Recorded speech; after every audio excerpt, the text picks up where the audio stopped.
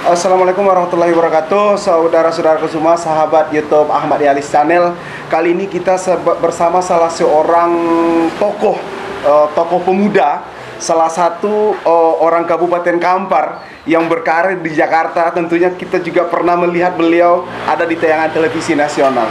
Kali ini beliau hadir di channel YouTube Ahmad Yalis bersama Bapak Dasril Apandi SHMH. Terima kasih Abang Da sudah mampir ke channel YouTube Ahmad Yalis Satpol PP. Sedikit yang ingin kita sampaikan kepada subscriber Abang Da. Tentunya profil Abang Da itu siapa gitu, yang nanti kita akan bahas. Dan nampaknya Abang Da punya niat untuk mencalonkan diri sebagai anggota DPR RI gitu, dan juga berkarir sebagai seorang wartawan. Itu sedikit yang kami ketahui gitu. Siapa sebenarnya sosok Dasril Apandi itu, dilahirkan di mana dan besar di mana gitu. Silahkan Abang Da. Ya, terima kasih Bung Yalis. Siap. Terima kasih waktunya hari ini. Saya ucapkan salam kepada pemirsa. Assalamualaikum warahmatullahi wabarakatuh. Waalaikumsalam. Pada kesempatan ini tadi Bung Yalis nyampaikan saya wartawan. Saya nggak wartawan, advokat atau Advokat, pengacara. siap, salah ya.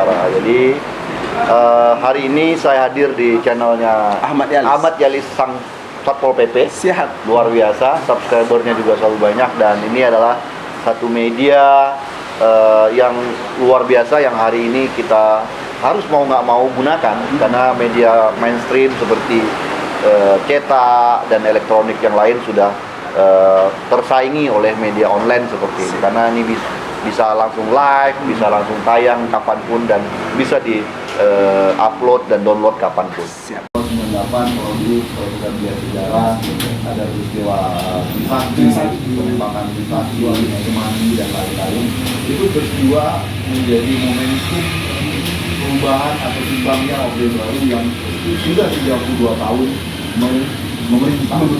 Yang tentu yang 32 tahun ini tentu banyak positif, banyak plus, tapi juga banyak yang negatifnya, terutama pada waktu itu ya mungkin KKN, intinya KKN sudah rakyat bersatu, rakyat bersama, memuliakan kata lawan. Dan Anda sudah ada di waktu itu Ya, bersama Bambang Sujatmiko dan kawan-kawan. ya pada waktu itu saya menjadi ketua, tentu kami gerakan kami adalah gerakan kampus kuning, biar Jakarta, Depok dan Palembang. Jadi kami punya garis pergerakan sendiri. Itu punya garis pergerakan.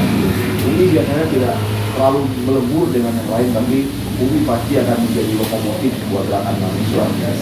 Sampai saat ini, sampai sama ini, Bung tahu bahwa ada karikatur kepala tikus yang dilempar. Iya. Itu datangnya Baru-baru ini dia beri kok ya. Ya. Ada UI dia. Ya, itulah bahwa UI karena posisinya strategis di Jakarta dan menjadi pusat ibu kota negara, dan juga kampus ini bukan kampus sembarangan, dan dia di Asia itu bisa masuk level top 100 ya, di Asia, Top 100 di Asia. Di Asia. Kalau di dunia dia top 500. Dan Bung Dasril ada di situ. Alhamdulillah saya Menamatkan kuliah Bang Dasril selesai S1 di Universitas Indonesia gitu. Terus itu sudah advokat apa belum? Ya tentu belum. Saya tadinya jiwa apa ya namanya, aktivis Ya, aktivis. ya selesai dulu setelah aktivis saya belum selesai cerita tadi. Kenal dengan namanya Rama Pratama, kalau waktu itu adalah presiden mahasiswa langsung di Sektor Mahasiswa UI yang belakangan juga jadi politisi pada waktu itu. Dia dalam menjadi leader kami di UI. Terus kalau di kawasan itu ada Pak Dr. Buka Arjo juga sekarang menjadi akademisi yang besar. Dan di panggung demo atau di panggung orasi kami ketemu dengan Pak Saudari, kami ketemu dengan aktivis lain, Kita Indatari. Kita Indatari ini dulu adalah tokoh, dia mau baca fakultas hukum, tokoh buruh, tokoh pergerakan buruh. Ya, mungkin dia berafiliasi setidaknya mungkin dengan grupnya Pak Bambang Sujatmiko, Budiman Sujatmiko, Budiman teman-teman saya, karena dulu simbolnya dua aja. Pergerakan manusia, pergerakan mahasiswa itu kanan, kiri atau tengah. Saya tersedia. Sudah ada di mana? Kiri adalah waktu itu sebuah pilihan yang sangat seksi. Teman-teman kalau waktu itu kalau ingat mungkin pergerakan forward. Nah itu berarti kiri karena kalau abahnya itu begini. Kalau saya salah di kanan nasionalis lah. Terus kemudian saya dari mana? Saya sebagai kader HMI pada waktu itu adalah orang tengah, ada di tengah. Balance. Nah, tidak kanan, tidak kiri, kenapa? Karena kita untuk mewujudkan suatu tujuan itu kita harus bisa melihat kiri dan kanan. Bagi kita mengakomodasi kiri dan kanan itu.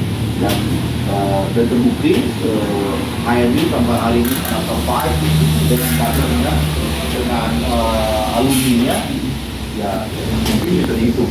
Kalau kita bicara menteri, tinggal ada 30 orang menteri, mungkin lebih dari 50% itu ada Pak Mahfud, ada Pak Anies Baswedan. Kalau Pak Mahfud dan Pak Anies Baswedan berbeda pandangan terhadap politik nasional, Tapi mereka lahir dari baru mereka lahir dari lahirnya. Gitu. Terus kemudian tadi bicara Mas Hatta, kita kemudian dunia politik. Tadi saya berpikir dunia itu adalah dunia yang saya ingin menambahkan diri saya ke dunia sosial. Maka saya bergabung di dalam universitas yang kerjanya adalah penelitian. Waktu itu melakukan kajian riset tentang naskah akademik pada undang-undangan, diseminasi terhadap sebuah produk atau sebuah kebijakan negara ini, terutama khususnya dengan adanya lahir satu undang-undangan, baik itu yang bersifat ekonomi, bisnis, tentang Indonesia, terus perbankan dan lain-lain, dan juga ke yang pidana. Saya bergabung namanya dulu di dalam pusat studi keadilan pidana Indonesia yang motornya sekarang itu kalau mungkin bisa dicari Profesor tokoh muda, energi, pintar, luar biasa, yang cukup berkiprah dan concern terhadap isu-isu sosial.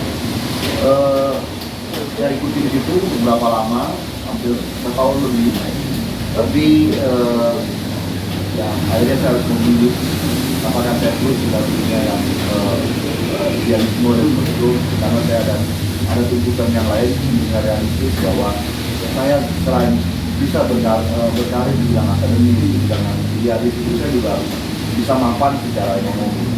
Maka karena waktu itu jawabannya kalau saya ingin mapan secara cepat, maka saya harus ke dunia profesional. Sudah memilih sebagai awal. Itulah pilihannya menjadi advokat. Ambil saya menjalankan masalah itu dua dengan master dan advokat dan bekerja di kantor advokat dan kantor pengacara, dan juga pernah langsung menjadikan kantor pengacara dengan teman saya waktu itu. Tapi karena kantornya baru, juga beranak muda, tidak bertahan lama. Namanya kantornya Alam Mati. Alam itu Mahawisnu, Budidaya Alam itu teman saya, dan saya dan sudah mati. Prestasi yang paling luar biasa dari perjuangan sebagai advokat itu apa? Ya, luar biasa ya. Advokat itu adalah ada dirinya profesi maupun mulia. Jadi profesi yang mulia. Kenapa disebut dengan profesi yang mulia? Karena begitu banyak kebutuhan orang untuk menggantungkan masalahnya, perkaranya kepada kita. Baik itu masalah kebendaan atau masalah kependataan maupun juga masalah kemanusiaan atau mengenai kepidanaan. Jadi kita melihat dari sisi hukum apa dan bagaimana sebuah perkara itu dari awal sampai akhir, dan di situ diujilah nyali kita menghadapi pertama kalau pidana menegak hukum, kalau di penyidikan itu dengan polisi, penuntutan itu dengan jaksa, persidangan itu dengan hakim. Jadi kita punya nyali yang menyatakan bahwa apa ada jumlah itu kalau dalam hukum ini menegakkan hukum walaupun langit runtuh. Itu ada sebelah. Lihat Justisio Ruas Gunung. Lihat Justisio Ruas Gunung. Tegakkan hukum walaupun langit runtuh. Bayangkan gila itu filosofi itu yang kita harus tegakkan.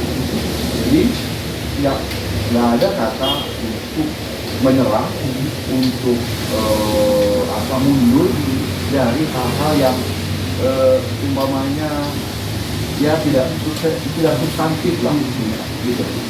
Nah, dan itu alhamdulillah saya berpraktek sebagai advokat langsung dapat kalau tempat itu saya pikir ya karpet merah tuh dengan perkara yang besar, kantor hukum yang besar, dan menghadapi bahwa pertarungan itu adalah bukan pertarungan ini ya, pertarungan kecerdasan, pertarungan retorika, pertarungan argumentasi, dan pertarungan kecerdasan.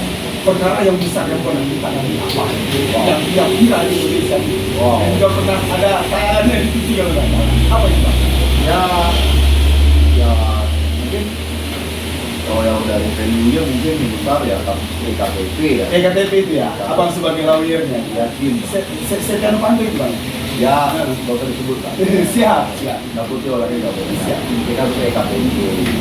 Kasus bantuan sapi yang mantan menteri. Siap. Terus macam-macam. Ada lagi yang baru dua mantan menteri, kasus Bangkok. Siap. Gitu. Itu pernah Bang karena Iya, pernah bergabung di grup yang besar dan juga kasus lingkungan bioremediasi yang ada di Riau yang juga pernah tangani dan luar biasa pertarungannya, dan hampir 9 tahun untuk pemahaman itu, dan alhamdulillah PNJ nantinya bahwa secara hukum klien kami dinyatakan konfirmasi tidak bersalah dan semuanya diketahui mengembalikan lagi hak dan silakan sama bahwa orang ini tidak bersalah, dan tentu semua kebebasan itu luar biasa walaupun mungkin 1 hari 2 hari bahkan kita tidak nilai kebebasan dan arti kebebasan itu luar biasa. ya Abang ya, sebagai salah satu anak Kabupaten Kampar, salah satu anak jati diri dari provinsi Riau, Abang kan tentunya mempunyai prestasi di sana, prestasi dari sebagai aktivis yang mengguncang Republik ini. Abang kan saat itu pula tentang hukum, dan sudah terlihat dari itu Abang kan ingin mewakafkan diri Abang kan untuk kampungnya cinta sebagai anggota DPR RI dari fraksi PAN kalau nggak salah itu. Apa yang Abang kan ingin tanya? Tentunya berupa maka mungkin sudah cukup gitu, pekerjaan sudah layak sebagai seorang lawyer. Saat ini menjadi calon legislatif, apa yang Abang kan ingin lakukan untuk masyarakat di Kabupaten Kampar gitu?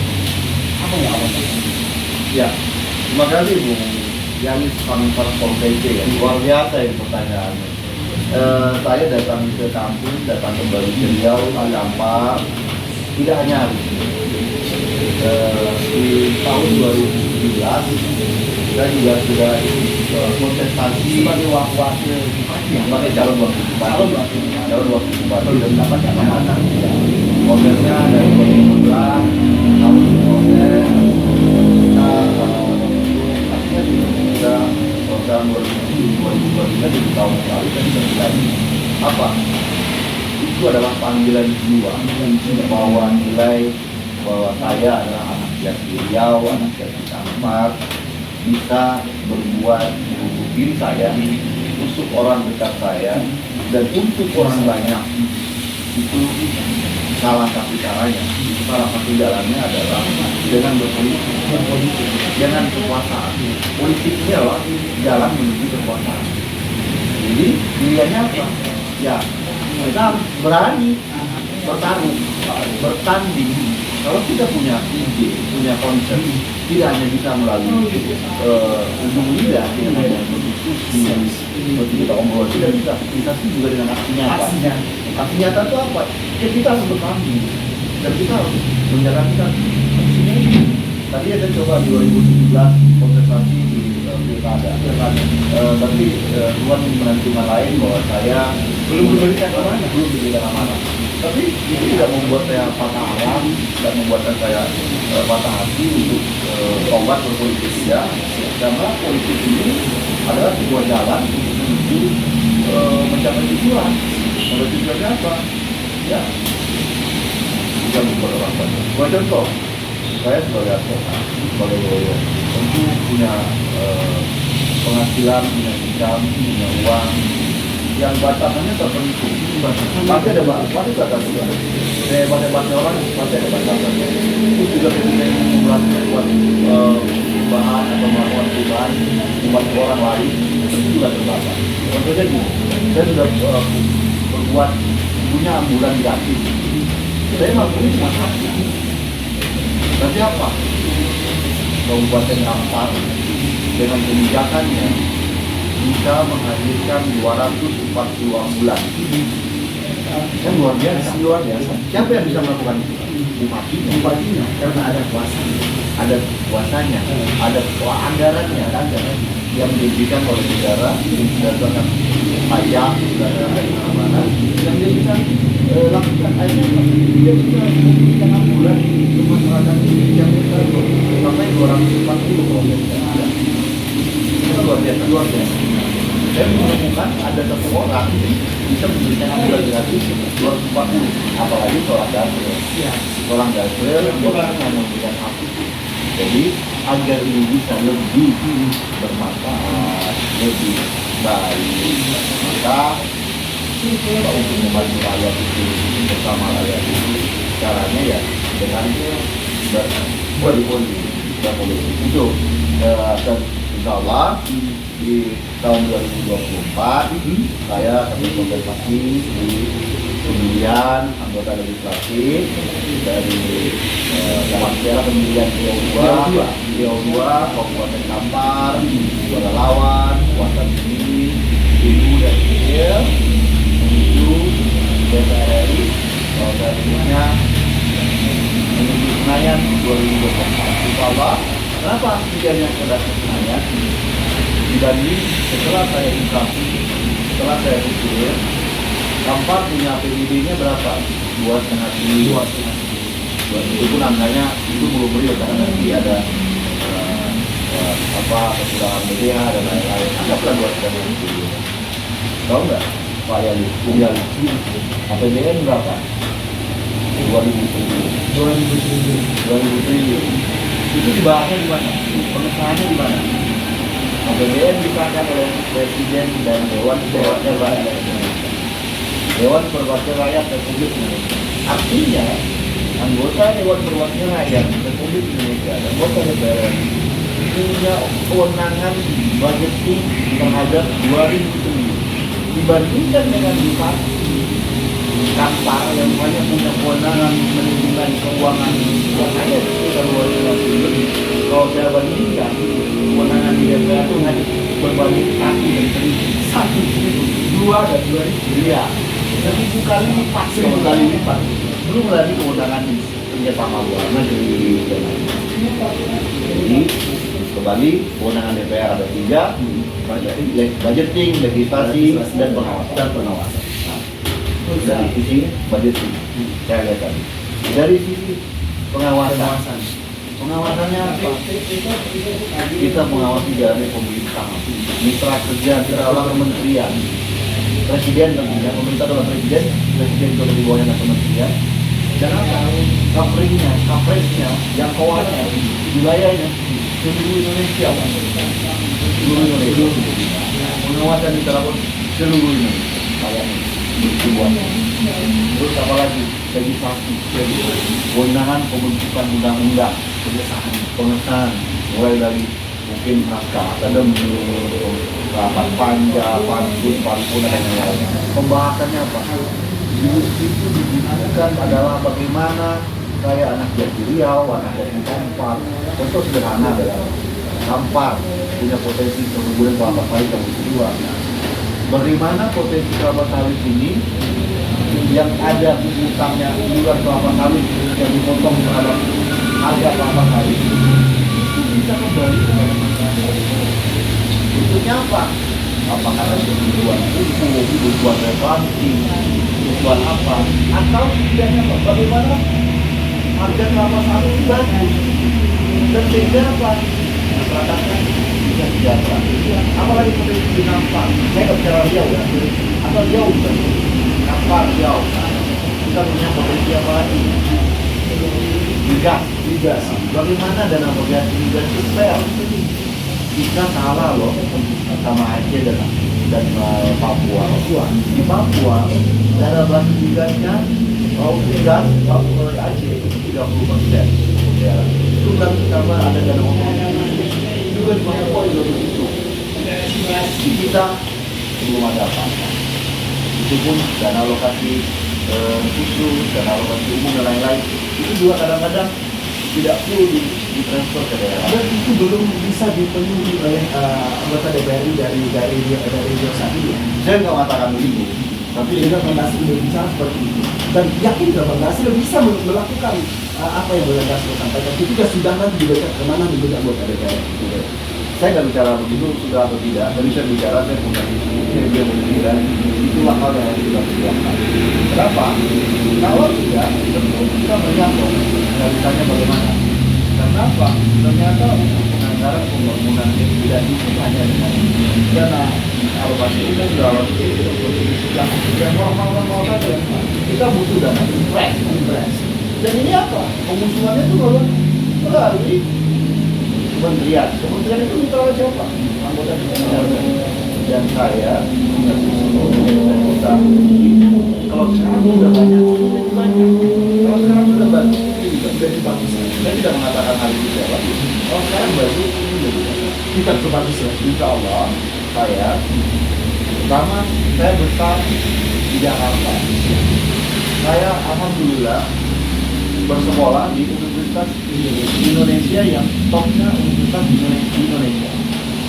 Dan hampir setiap Menteri Keuangan itu adalah Menteri Keuangannya dari Fakultas Ekonomi.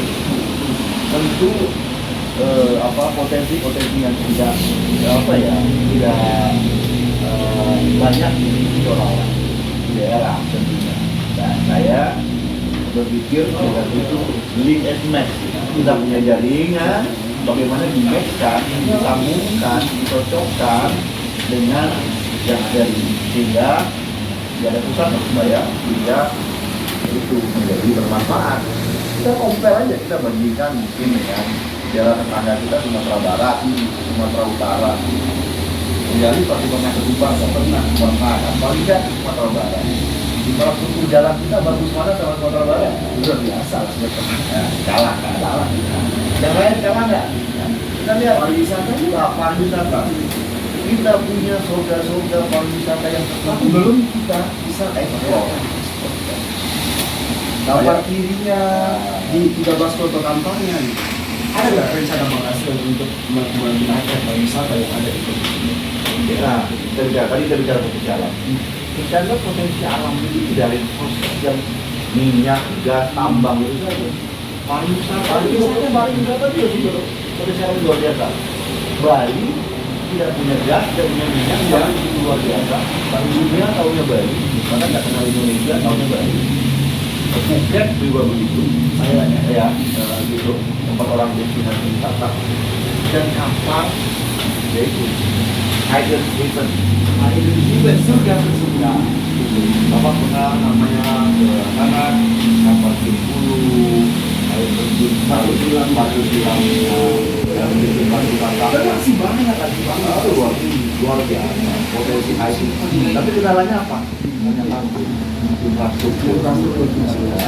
Sehingga orang tidak gampang punya akses ke sana. Padahal jauh nggak? Hanya 100 km dari Pekanbaru.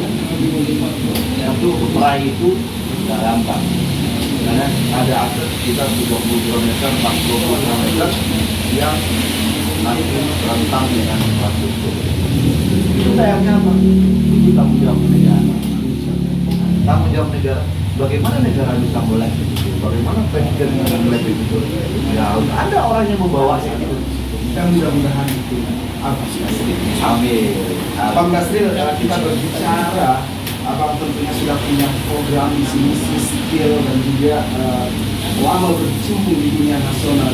Masyarakat kita ini pada umumnya masih berpikir duit gitu. Maka saya pikir, bagaimana cara Bang Nasril nanti meyakinkan, membargaining di Bang Nasril, bagaimana masyarakat memberikan hatinya untuk memilih Bang Nasril? Apa Bang Nasril yang ini? Ini masalah klasik ya. Iya. Pasti orang training seperti itu. Tapi saya orang yang sangat realistis, sangat transparan, yang tahu akan secara ilmiah apakah benar yang disampaikan tadi. Jawabannya tidak. Pemilih yang menentukan pilihannya berdasarkan momentum dan money politik itu less dari 20% atau kurang dari 20%. Oh iya, Ada. Kita punya data. Artinya apa? Masih ada 80% orang-orang lain, masyarakat pemilih cerdas yang itu sosok yang bisa menampilkan aspirasinya dan menyuarakan aspirasinya. Dan saya akan besok, saya akan bertaruh dan bertempur untuk menentukan jarum suara yang 80%. Saya nggak bermaksud itu suara yang 20%. Silakan orang-orang bermusik dan 20%. Gitu. Tapi saya bagaimana bisa masuk di grup yang 80% hingga level level intelektual, level kecerdasan, level konsep, dan kita bisa level visi misi. Kenapa? Dan Sri lahir dari rahim intelektual, lahir dari dunia pendidikan, lahir dari dunia profesional. walaupun anak kampus. Jadi masih Betul dari 80% ini, ya, masih bisa ada peluang. pasti dong. Kalau 80%-nya termaksimal kan bukan tinggal itu yang orang yang bermain di 20% itulah yang nanti akan kecewa ya. Dan jangan sampaikan ke masyarakat dari Kampar untuk Indonesia. Banyak orang Kampar yang bergerak, banyak kubu Kampar. Kalau dulu kenal dengan Pak Almarhum Damai, kenal dengan Bapak Kalian, ini rumahnya, podium di Senayan. Jadi hari ini kita ada tokoh muda Sarul Aidi. Kita dukung Sarul Aidi, tapi dukung juga Nasril untuk menambah itu. Saya mengatakan Tambah banyak di sana, tambah kuat kita ya. iya dong.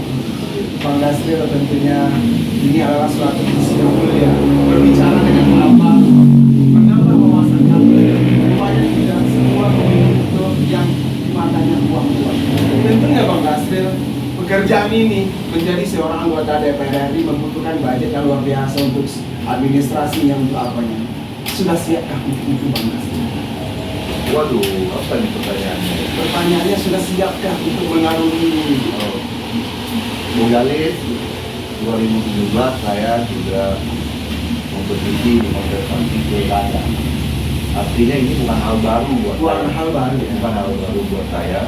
Tapi saya juga mengatakan bahwa saya bermodalkan uang banyak untuk ini tentu tidak. Tapi saya mengatakan ketika saya mengambil jalan ini, ibarat saya mau ke Bang Pinang, dari Medan mau ke Bang Pinang, minimal saya punya bensin yang belum sampai di Bang Pinang. Siap. Kalau saya nggak punya bensin sampai di Bang Pinang, saya nggak mau pulang. Berarti sudah terplanning dengan bagus ya Bang Nasril. Sudah.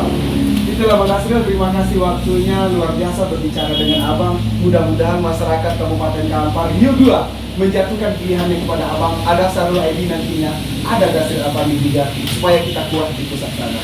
Amin.